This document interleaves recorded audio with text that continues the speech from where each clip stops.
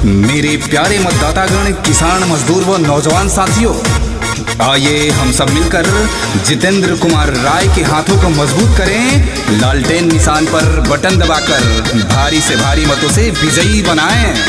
जय जितेंद्र, जितेंद्र तय जितेंद्र, जय जितेंद्र, जितेंद्र तय जितेंद्र। मढ़ौरा की जनता बोल रहा है जय जितेंद्र, जितेंद्र तय जितेंद्र। राज्य दिल का खोल रहा है जय जितेंद्र, जितेंद्र तय जितेंद्र। मढ़ौरा की जनता बोल रहा है, राज्य दिल का खोल रहा है। गौवा के दुलार माई बहनी के प्यार, गौवा के दुलार माई बहनी के प्यार, ममता इनका अनमोल रहा है। जय जितेंद्र, जितेंद्र तय जितेंद्र, जितेंद्र जय जितेंद्र, जितेंद्र तय जितेंद्र। जी हाँ, हम सबके साथ रहने वाले जितेंद्र कुमार राय, जिनका चुनाव चिन्ह है लालटेन छाप। जी हाँ, लालटेन के निशान पर बटन दबाएं और भारी से भारी मतों से विजयी बनाएं। जय हिंद, जय भारत, जय राजद।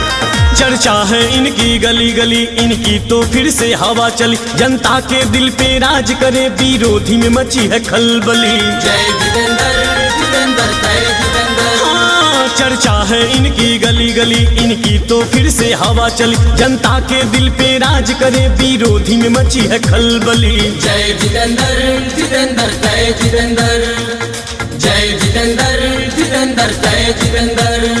करे जनता पुकार, सबको है इंतजार, करे जनता पुकार, फिर है इंतजार, सबसे इनका मिलजुल रहा है। जय जितेंद्र, जितेंद्र तय जितेंद्र, जितेंद्र जय जितेंद्र, जितेंद्र तय जितेंद्र।